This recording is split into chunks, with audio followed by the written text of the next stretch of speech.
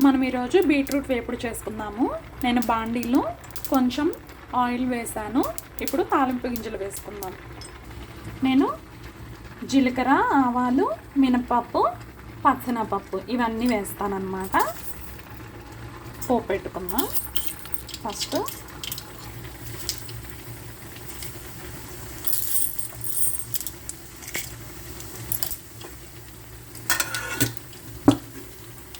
ఇలా పోపు కాలిన తర్వాత పచ్చిమిరపకాయలు, ఉల్లిపాయలు,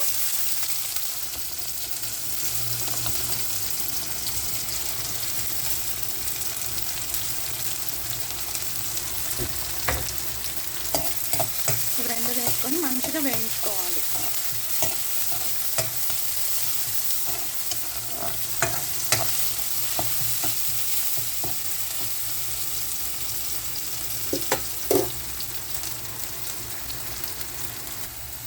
ఉల్లిపాయలు ఇలా వేగిన తర్వాత మనం బీట్రూట్ వేసుకోవాలి.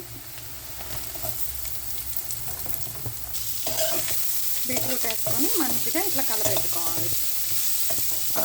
ఒకసారి కలుపుకొని కొంచెం ఉప్పు, పసుపు వేసుకుందాం. రుచికి సరిపడా ఉప్పు, కొంచెం చిటికెడు పసుపు వేసుకొని చక్కగా కలుపుకోవాలి. ఇట్లా కలుపుకున్న తర్వాత మూత పెట్టేసి సిమ్లో ఉంచి ఒక 5 minutes మగ్గనిద్దాము.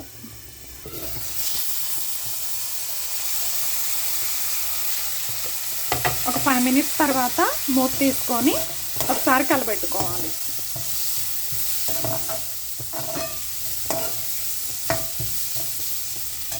అన్నం నీరు తీసింది, ఆపేస్తున్నాను.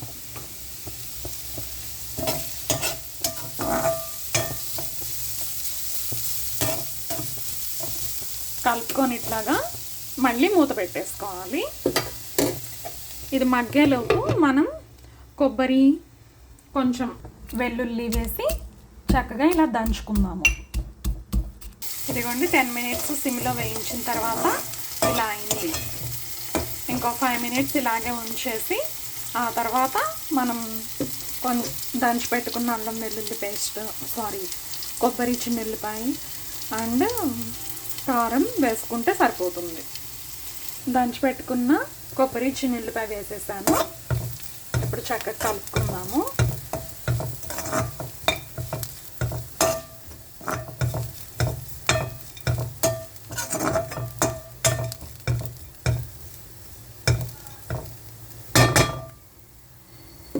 కొద్దిగా కారం కూడా వేస్తున్నాను. మేము కారం పెద్దగా తినము, అందుకని కొంచెమే వేస్తున్నాను. మీ రుచికి సరిపడా మీరు వేసుకోండి.